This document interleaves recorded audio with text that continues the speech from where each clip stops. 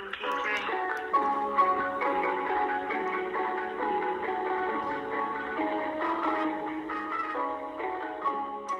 hey, hey, hey, hey. Hi, everybody. Hey, everybody.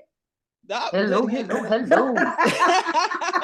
You're listening to Vet on This or That. This is our podcast. And my name is Faith, and my co-host is Lisa.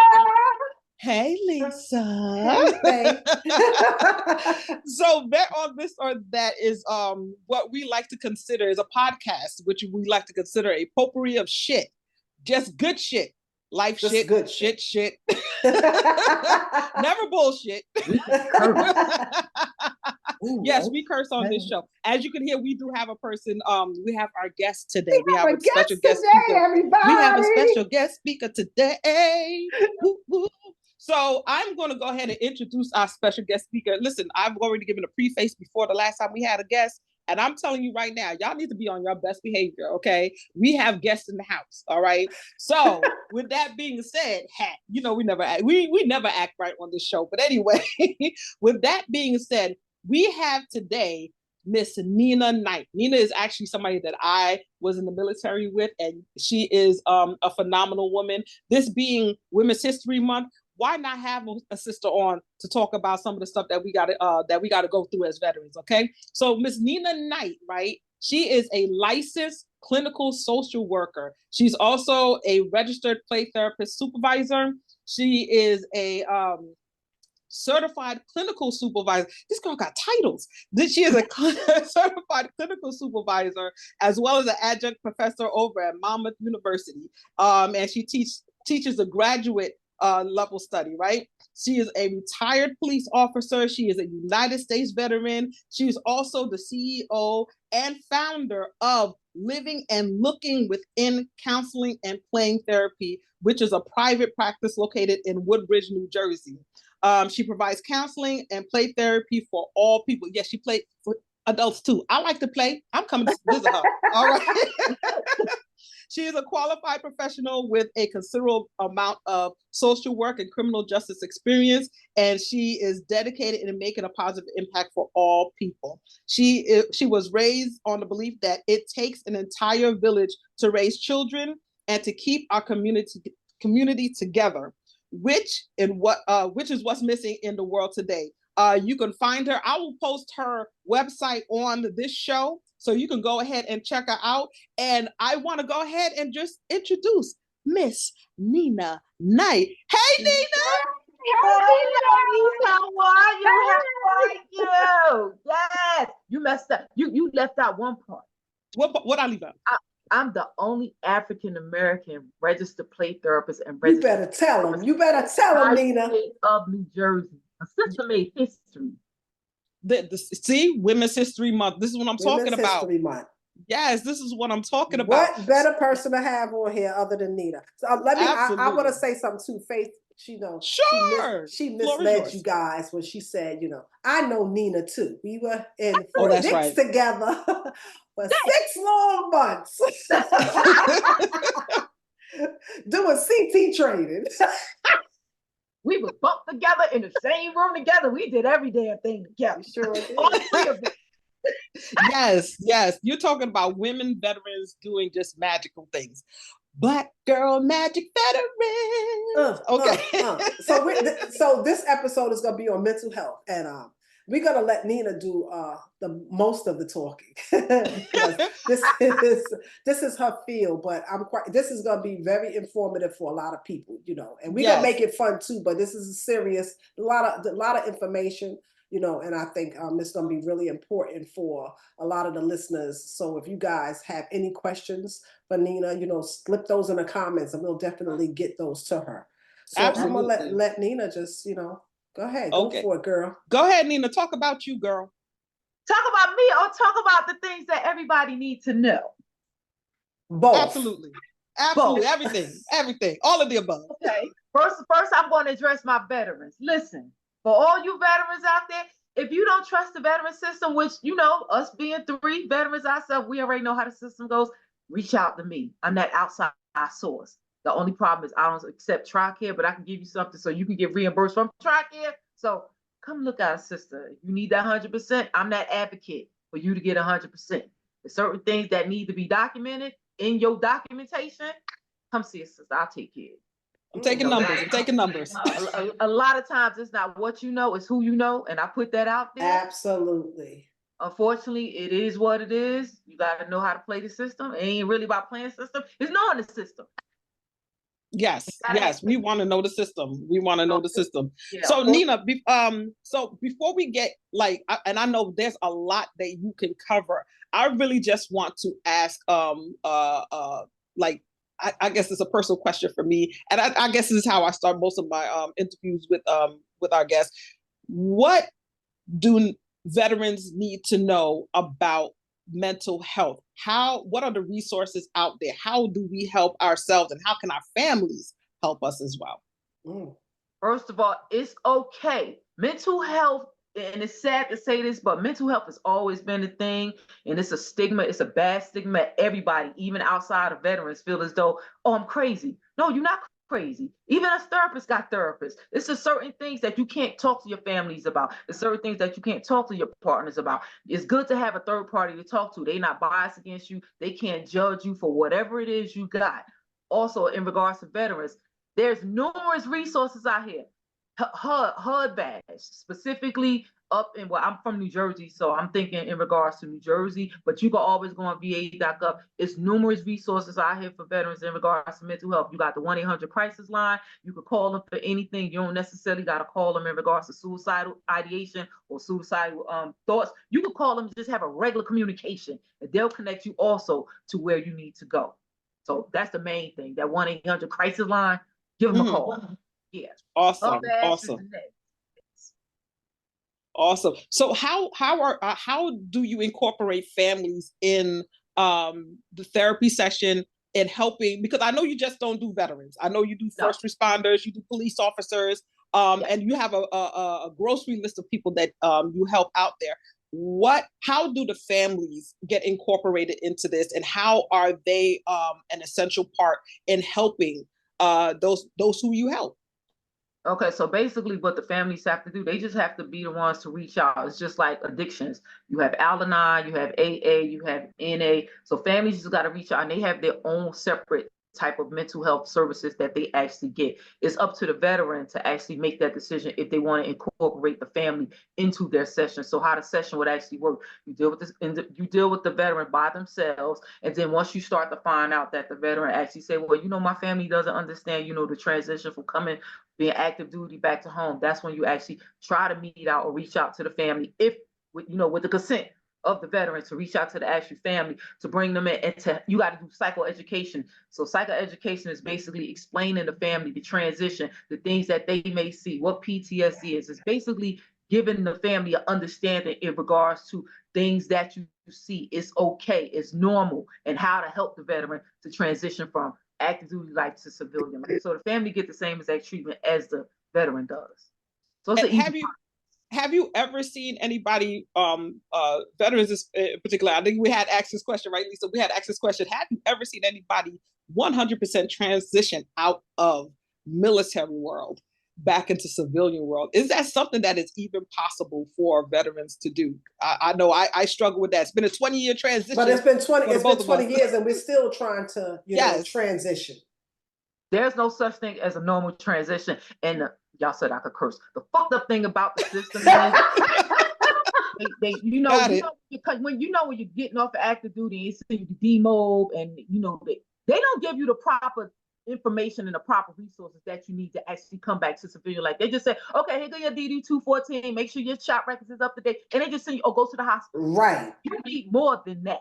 Like, you need specifics, like how to, get your DD-214, how to go down to the court system to get it on record, get a full body checkup, how to put in for certain things. They don't tell you all that. So the system is definitely flawed in regards to, they just put you back out there. Like, oh, you should be all right. Handle it yourself. But that's not how it works. So when I came home, I don't know who this older man was. I never forget it. When I walked in the hospital in East Orange, he was like, yo, young blood, come here. And I was like, what's up? He was like, you just got home? I was like, yeah. He was like, come sit in my office. He was like, where were you? What happened? You got a paper trail. Okay, you need to put it for this. And once because he's clearly told me everything is going to get denied. So once everything gets denied, you have to appeal. But it's going to be a long process. And the process may be between 3 to 5 years. But if you're in the military, everything is a wait. But unfortunately, because of the generation right now, they want everything fast. So you got to have patience. It'll work out. Appeal, then it'll get granted. And usually when, you put in for the appeal, they'll come back with like 10, 20%. You got to appeal it again until you get the necessary percentage that you actually need. And then you have secondary. So say, for instance, you hurt your back. The secondary would be, okay, the right side, or you may get sciatica. It's a whole bunch of things that come in regards to if you have a back injury. It could be your feet. It could be migraines. It could be depression. So a lot of veterans don't understand. You have a primary, which would be your top rating, and then you have the secondary to your primary, which you could get additional percentage on. And a lot of veterans don't understand that because it's not explained. Well, we're glad that you're here to explain that, Miss Nina. Absolutely. For real. I have a question, Nina. I've noticed with like Faith, like this is like personal questions, kind of like now. I noticed that there's a gap in mental health access when it comes to us veterans. There's a gap in there. And let me get your opinion on why you think there's a gap in the access for mental health. Because I think I know why for myself there was a gap in there. One, I didn't think that I needed any mental health, care. Okay. I thought I was fine, Okay. So I know why there was a gap for me. And then, life has its other issues, and sometimes you might know that you need help, but something else takes something is more pressing. It's the priority before this. Like I'm a parent, like I need to take care of my kids, I'll figure out me later. That was me, and then I didn't think I had a problem. So why is it a gap in the access to healthcare? It's the stigma that falls behind mental health. Or you want to go see a shrink, or you going to see a psychiatrist? Are you crazy? And also people in general, not necessarily just veterans, just people in general.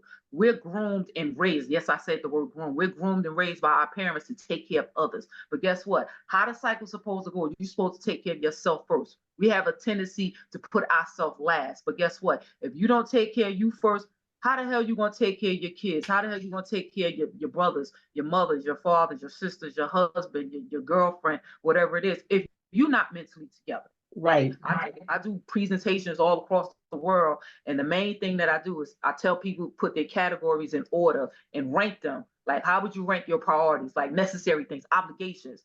A lot of times people don't even put themselves on the card. They'll put. Listen, I love exactly what you're saying. I agree with you 1,000% on that. So they'll put their kids or family first. They'll put their job second. They'll put like their mothers, their parents third, but they never put themselves. And then for men, and specifically women, they put kids, family, parents.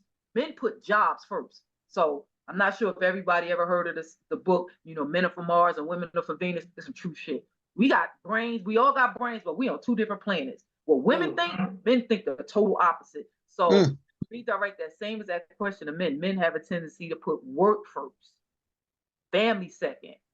They don't even put themselves either. It's just work and family. Yeah. And they're crazy. And it's crazy that Nina even said that, because this is true. Yesterday, I had a talk with my youngest son, and I was saying to him, just what you said. I said, you have to learn how to prioritize life. And I don't want to be with anyone, and you shouldn't want to be with anyone who makes you their number one priority. True. I should be my number one priority. You should be your number one priority.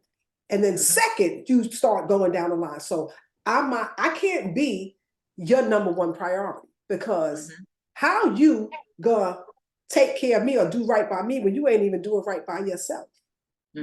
So I have to be my number one priority. You take that however you want to take it, but I'm my number one priority. And then you might be second, you know what I'm saying? But I'm my number one, and you should want to be your number one priority, and men do that. They put their job first. Women, but you know why that is, though? Why do men put their job first above? Well, they're known providers. Yes. There you go. There it is. Wow. But again, that's old school mentality. men have to be providers. Nowadays, you got a lot more men staying home doing the domesticated work while the women is out there busting their ass working. The roles have like they literally have reversed. So I've always had a concern, like how do you translate that to the next person across from you, whether it be your partner, whether it be your parent, and just explain to them, listen, I got to take care of me. I'm no good to you if I'm no good to me. So how do you translate that? How do you put that out there for them to understand that, okay, I need a me day, I need a spa day, or I just need to not, have the world, on my shoulders today? How do you translate that to somebody? Go to the dollar store, get you some index cards. One index card is going to say obligations. The second index card is going to say priorities. Rank everything in order and specifically explain why you're putting them in that order. And you'll see for yourself, people leave themselves out. Because the priorities will be, most people put my house, my car, insurance, what else they usually put? Their bank tax. And that shouldn't even be on the list of priorities. For me, priorities would be my mental health first. Because if my mental is messed up, everything else is going to spiral directly under me. Exactly.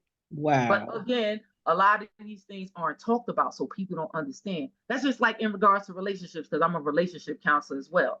Majority of the time when people come in my office, somebody's foot's already out the door, relationship already over. They're just coming because their partner forced them to come. And it's like a vent session. But at the end of the day, when it comes to relationships, people need to understand, you got to be friends first. People so quick to jump in relationships and meet people, and the first thing they want to do is we go on 1 day, we go on 2 days, and fuck, or we having sex, pretty much. But at the end of the day, you're missing the top 3 things, which is friendship.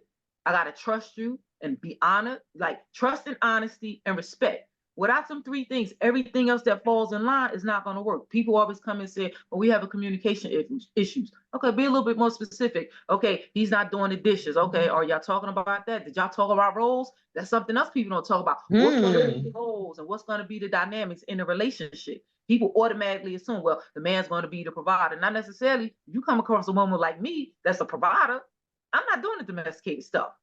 So we can't come in with these automatic expectations. Because expectations is not what you really think it is. And then a lot of times people have higher expectations than the person that they're even dealing with even looks at themselves like.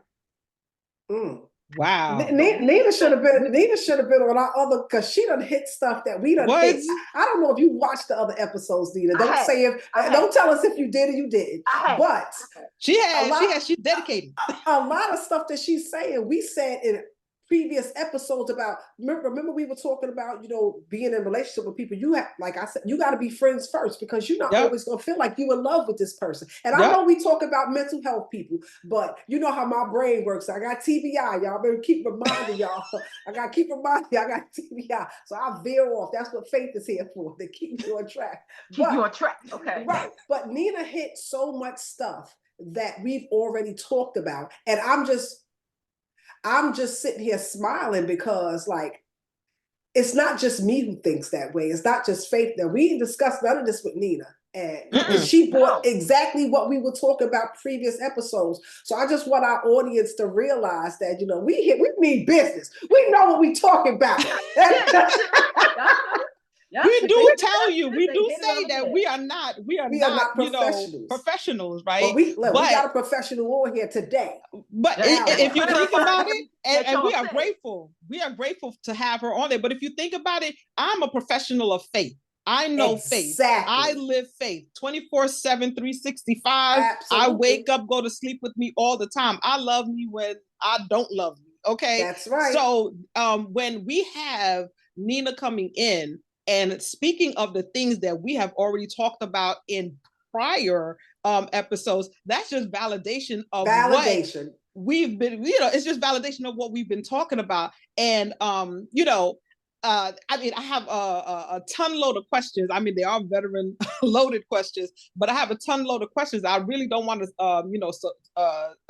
overtake it with so many questions. But Nina, I really want you to give a background of you. Where did you start? How did you? I read your bio. I know you personally. We know, yes, that used to be. So when I met Nina, she was a police officer. Yes. Yep. I mean, we were in the military together, but we were reservists. I keep telling you guys that we weren't active duty, we were reservists. So majority of us had full-time career jobs. And Nina worked for New Jersey Orange Police at the time. Yep. And so Nina, give our audience a background about who you are, we already told and how you got met, to where you are right now. You are today. Yeah. Okay, but I'm gonna piggyback on something that you said about loving yourself. The problem with people is they try to get in relationships and they try to seek out love from others. And majority of the time, you better shut up, girl. You better shut up. But the thing is, people looking to be in a relationship for somebody to love them, and they don't even love themselves. So if you don't love yourself, how the person that you call yourself being in a relationship is going to understand how to love you if you don't even know what the fuck you love? How we're about to have church. Listen, can we say how in the world can you ask somebody or give them the task of loving you if you don't even love yourself? If you don't know how to love yourself, how you gonna throw the task at me? That I definitely don't know how to love you. If you don't know, you have to teach people how to treat you. But see, that's people how to treat you. But see, that's the problem. Most people automatically assume you should already know. No, I don't know. You gotta know. And I'm not a mind reader. Boom.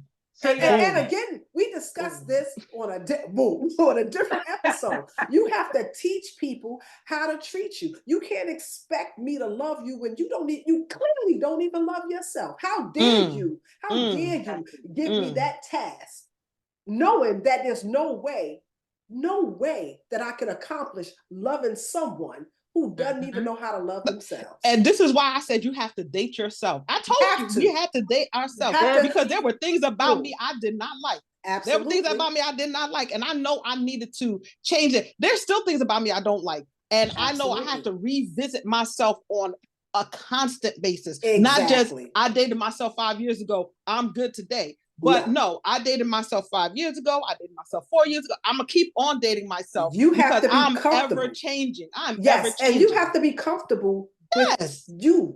Be able to take yourself out to eat, like we discussed before, Faith. You have to be able to sit in a room in a quiet space with you and your thoughts and be okay with the good and the bad that's going on in your head.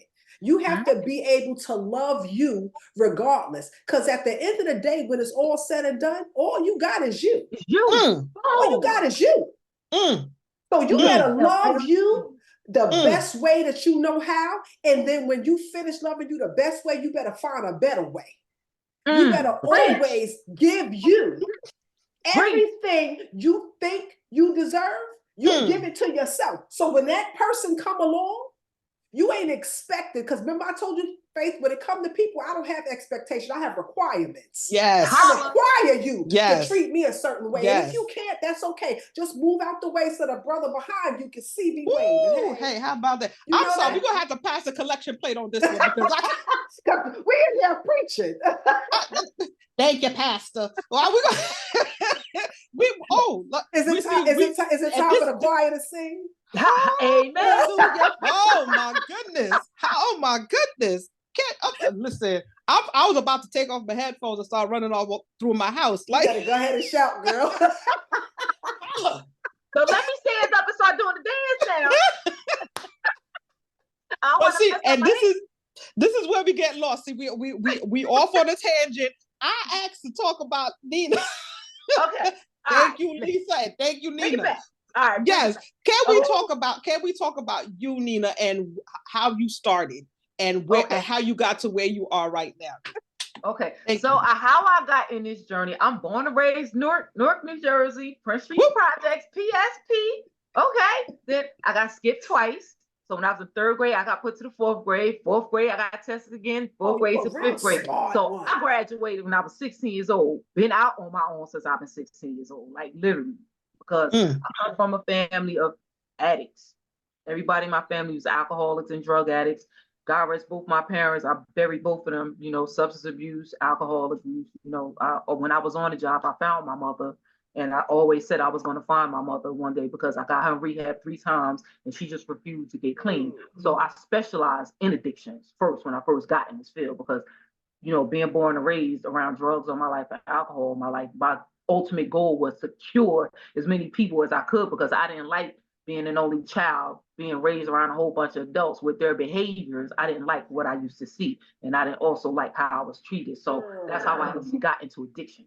So I went from addictions, and when I was on the job, I caught myself conversating, negotiating, and talking to people more than anything instead of arresting them. Like literally, I would get out the patrol car, have a conversation with my drug dealers, my prostitutes, be out there. A lot of them I knew because I worked in the community that I actually lived in, so everybody knew who I was. So when I was actually in, I went back, I went to school, got my bachelor's on my post 9/11 GI Bill. And then once I got my bachelor's, I started to realize that the system was flawed and something had to be done with the system. So then I wound up going back to get my master's in social work. So social work is based on the ground of doing the groundwork in regards to the community. So then once I started to, specialize in certain things, which was addictions and grief. How I got into grief was because a lot of people that was addicts wound up dying. So, in the mere fact of, me burying everybody in my family, I was really good at grief. I was good at the numbers, how to cope, I knew how to deal. So, going to the grief classes was really null and void for me because I already knew what the expectation was in regards to addictions. A book didn't have to tell me what it was. So, I always tell people, experience is your best teacher. You may get people that graduate, with their bachelor's, their master's in addictions, but guess what? The book didn't have to tell me shit. I lived it from a child. I respect people credentials and I respect people, alphabets behind their name. But at the end of the day, tell me your history, tell me your background, because according to your background, it's going to tell me what you really know. I know a lot, been there, done that. I'm not one of the people that just went to school and got the education. I actually lived a lot of the things that I actually teach, with the grief, with the addiction, with the ADHD, with the PTSD.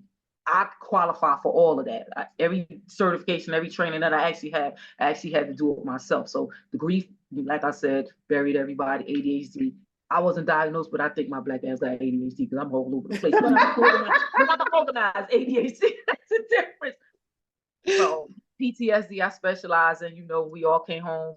We had flashbacks. We had shit that just reminded us of things. So I specialize specifically in EMDR, which is evidence-based, specifically for people that has PTSD, that's seen some type of traumatic event, sexual abuse, whatever it is, to actually help them get past their situation.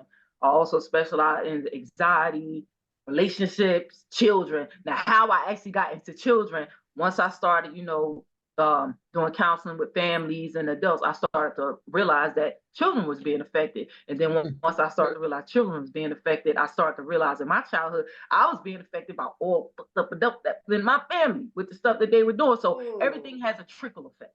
So, and on the job, I had an on-the-job injury. I had the on-the-job injuries in the military, which kind of, downplayed my career. So I wanted to retire early. And then, I got all my postgraduate studies from Harvard University, specifically with families and children and couples and premarital counseling. So that's how I wound up getting in the journey that I am now. I just want to say this. First of all, I just want to let Nina know I am proud of you. I am proud of you.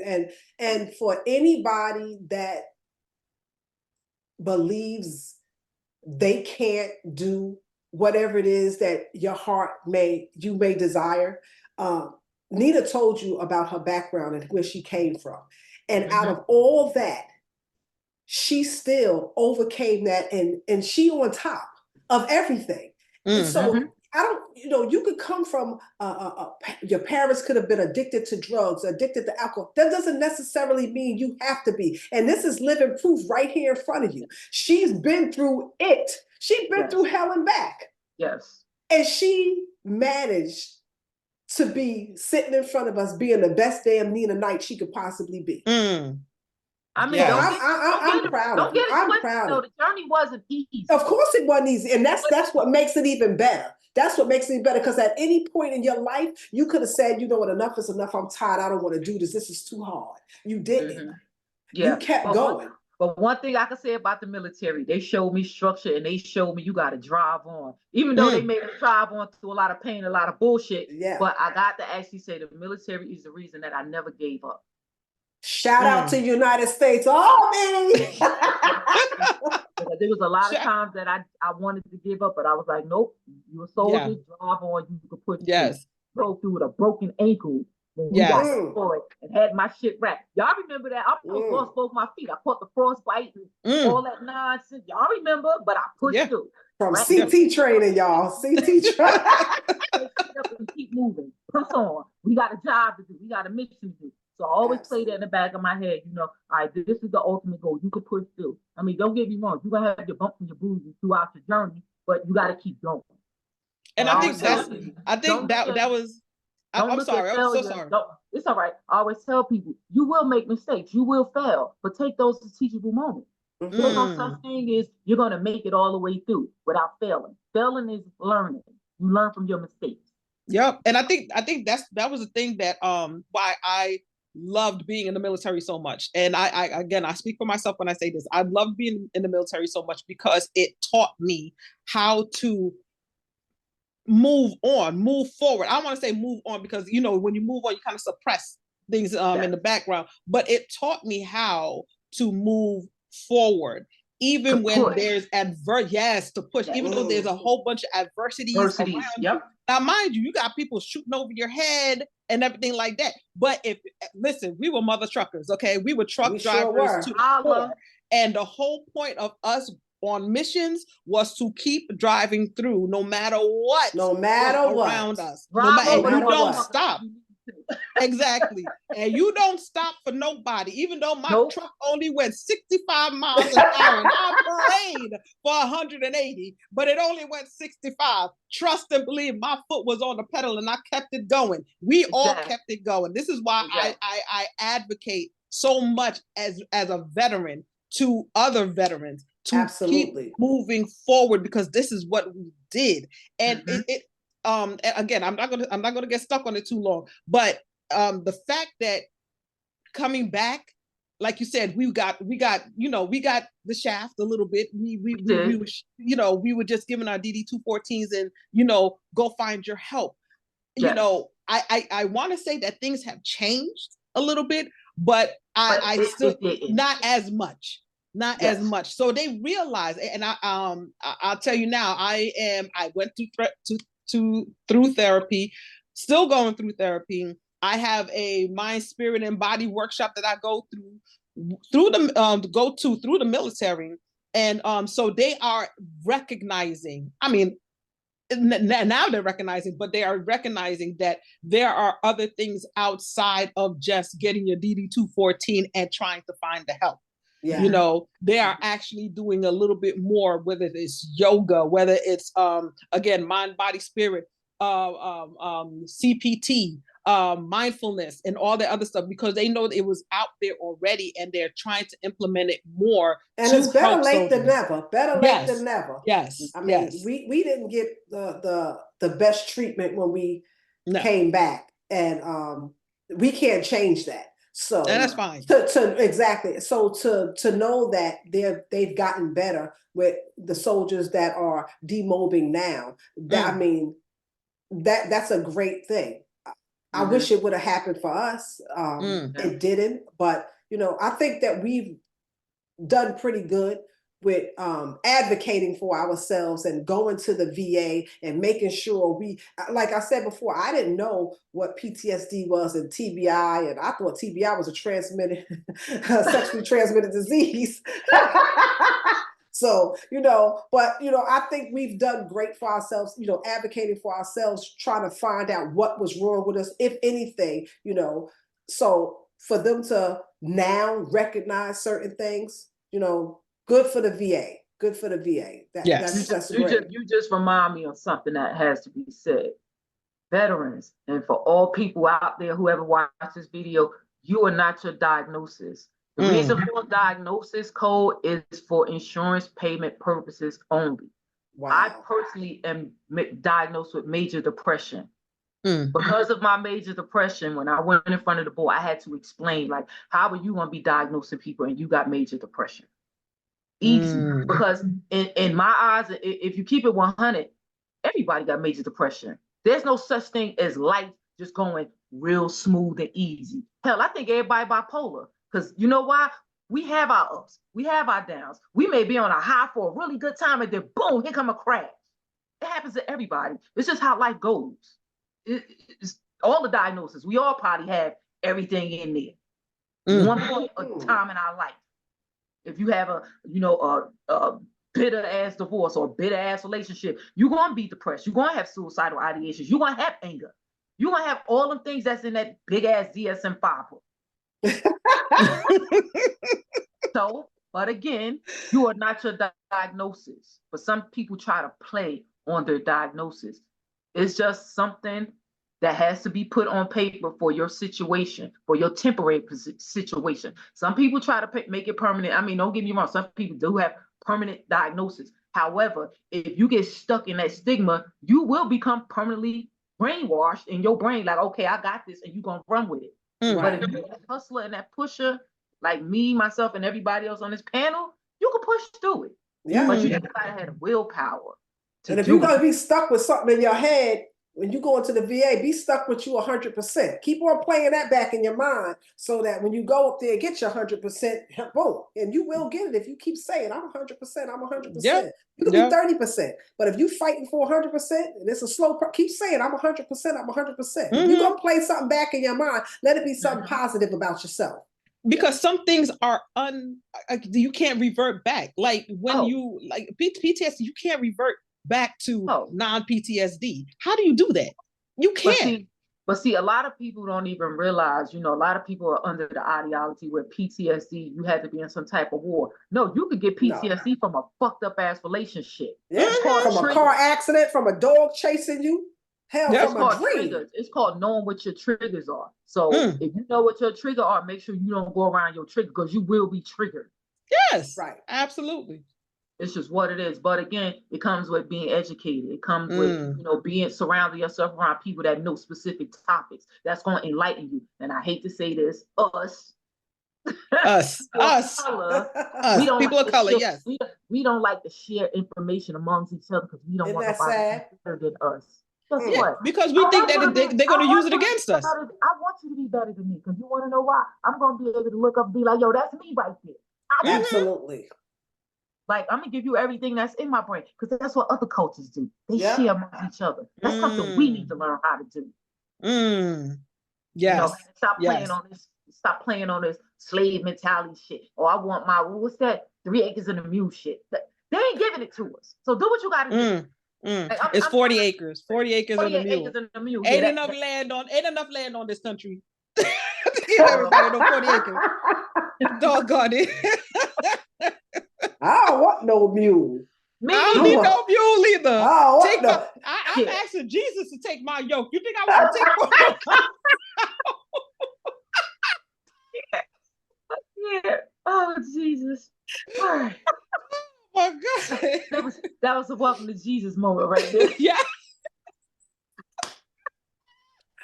Oh God. Y'all got me up here. I don't know if this is my allergy or what, but I'm crying. No, it's a good time. That's what it is. It's a good time. It's a good time. And I just want to take notice of this shirt real quick. I've said this before. I am a member of the best sorority in the world, the Zeta Phi Beta Sorority Incorporated. Shout out to the Zetas. Thank you very much. And I'm not a Zeta, but I know a Zeta. And to no one, girl, bad. We are in our Finer Woman Month, right? And I just want to point out this shirt that Finer Women empower women. And this is where, and I just want to just share the love, because this is something that we are trying to do, is just like, sisters recognizing sisters and building up sisters. And, don't knock my crown, just fix it for me. Tell me that it's crooked. And this is what we're here for. This is all that we're here for. And we gonna keep on pushing. I don't even know what other questions to ask right now, because Nina done, Nina answered. I had some questions written down, but she's answered all the questions. I was able to get one question out, but you did fabulous. Like, she answered all my questions. Yes, check the box. Check the box. Check the box. Honestly, it have nothing to do with the topic. I'm just so happy. I'm just happy to see Nina. Like, I haven't, this is not a negative. It's always a positive when it's coming from me. She looked better than she did 20 years ago. I said the same thing. You know what? I said, you look like good. The older we get, it's like the older we're getting, the younger we're getting. Girl. But again, me knowing what I know psychologically now, yes, children want to grow up fast because we want to do what adults do. So me being out my house at 16, I had to grow up fast. I literally had to live fast, like really quick, because I had to take care of myself. So now I'm in a position where I'm good, I'm easy, I'm taking care of my kids, and my kids are keeping me young. Because I'm playing with my kids. My kids don't got a phone, they don't got a tablet, they come in, we sit down, we do homework together, we do everything together. I'm on the ground playing with them, like we going outside, we going to the parks. I'm old school. We didn't sit in the house. We get outside. Yes. And if it's cold outside, we outside playing in the damn snow. Making snowmans, making angels. No, I'm totally in disagreement with this phone shit. No. Remember the commercials that we used to have back in the day, after 10 o'clock, the 2 eggs in the frying pan. This is your brain on drugs. This is your brain on drugs. They need to have a frying pan with the phone. This is your brain on drugs. Because this right here is the new babysitter. And people call these phones. These are computers. You can look up information nowadays. But back in the day, we used to have to go to the library for the library and get those little index cards and everything. It's very dangerous because these kids now have so much access right in their hand where I can't tell you how many adults come in my office because they can't handle this shit. Why are you giving a child this? Why? If you and the messed up thing is if you take that phone away from a lot of people, they can't function. Oh, don't leave your phone at home. Because at that point, it's just what's the last phone number that you remembered? The only number I remember is 911 and my phone number. Right. We used to know everybody's phone numbers. Now you don't have to. You just click on their name and I hate to bust y'all bubble, but I remember everybody's number. I don't remember everybody, but I remember some. My first phone number. I remember my grandmother's first number. It's just certain things you just don't forget. I remember a few numbers. Gen X. I remember my grandmother's phone number, and she lived in Virginia. 804-949-7376. Good old project number 97. No, it was 201-824-9575. That was my grandmother's first number. That was my grandmother's number in Virginia, and I remember that. Yeah, but I'm just saying that, like, ask me fake number. I don't know. 201. That's all I know. 201. Don't put my number out there. I don't need no. I got enough scammers calling me already. Right. I don't know your number. All I know is 201. Yeah. And another thing also. The area code. That's all I know. How many people know how to navigate? See, that's something else the military taught us. Yes.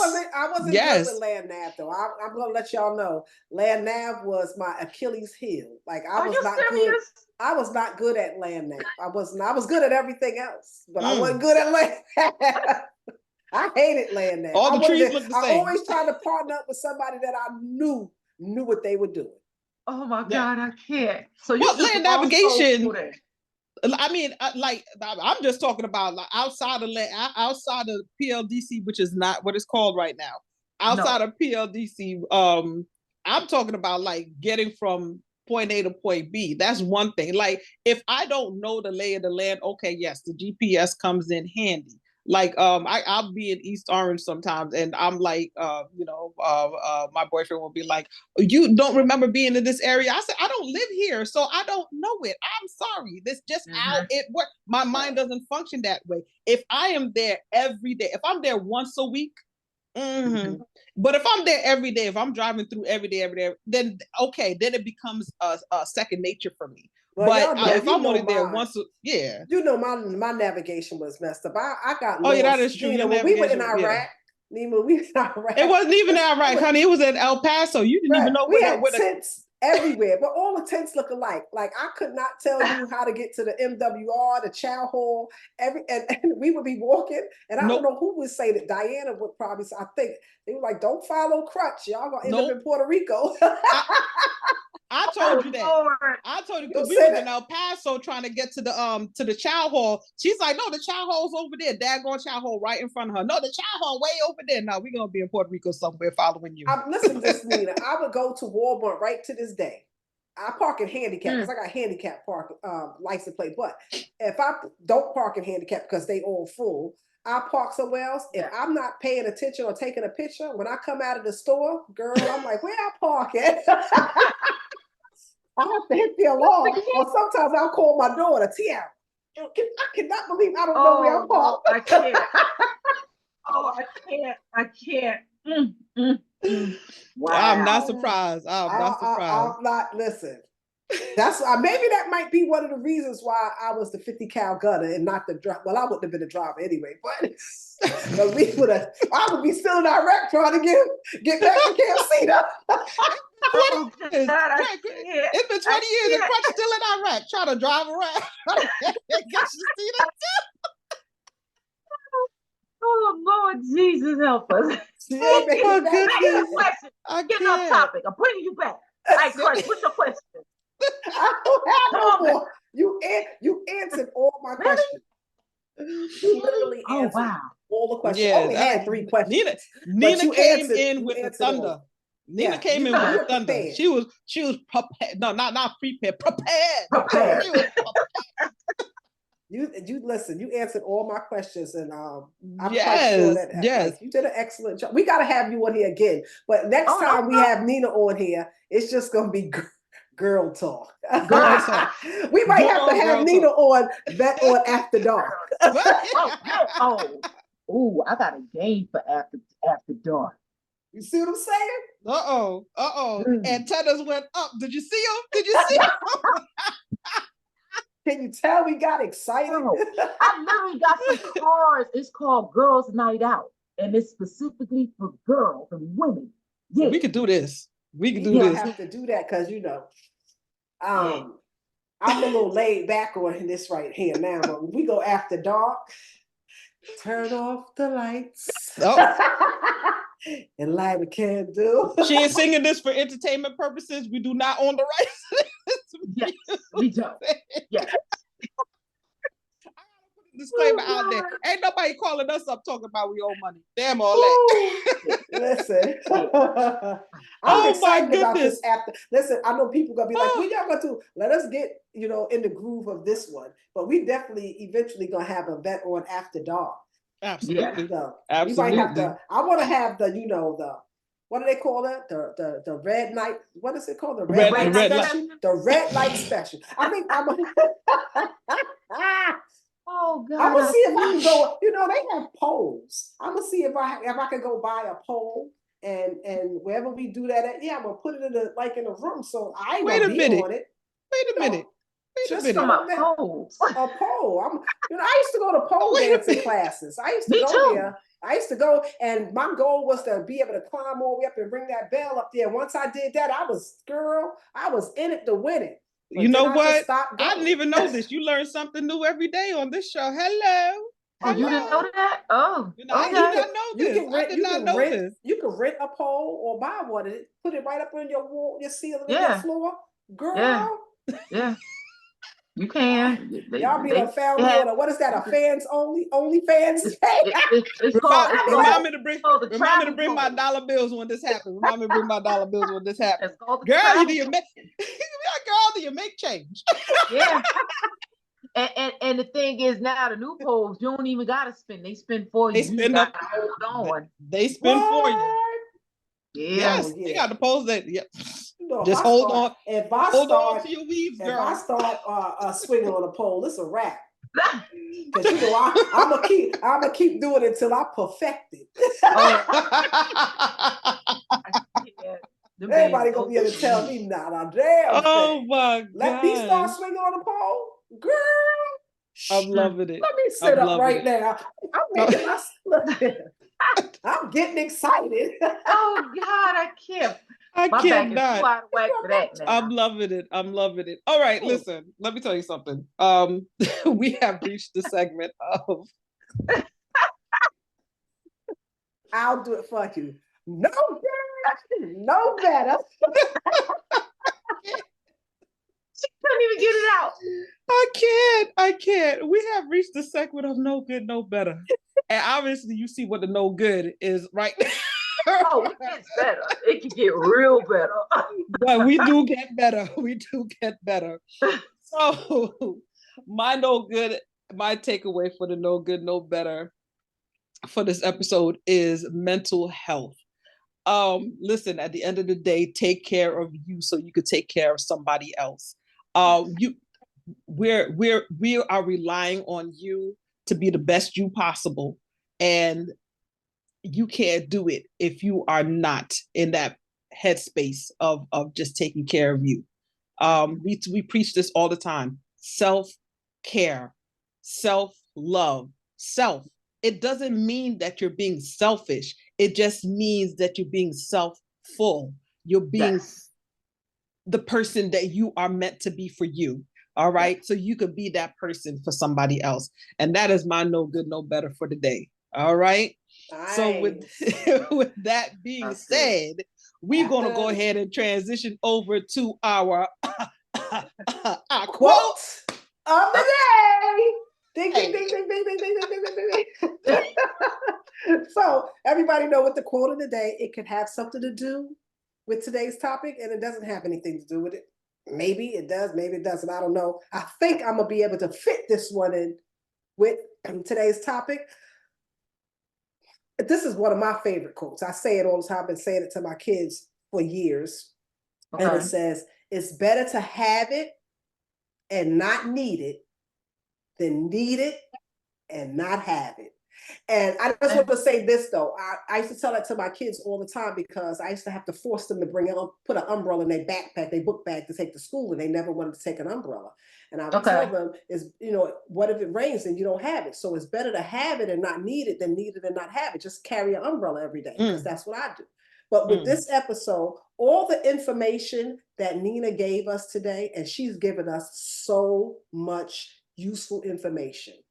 It's better to have that information and not need it than need that information and not have it. Absolutely. So that is my quote of the day.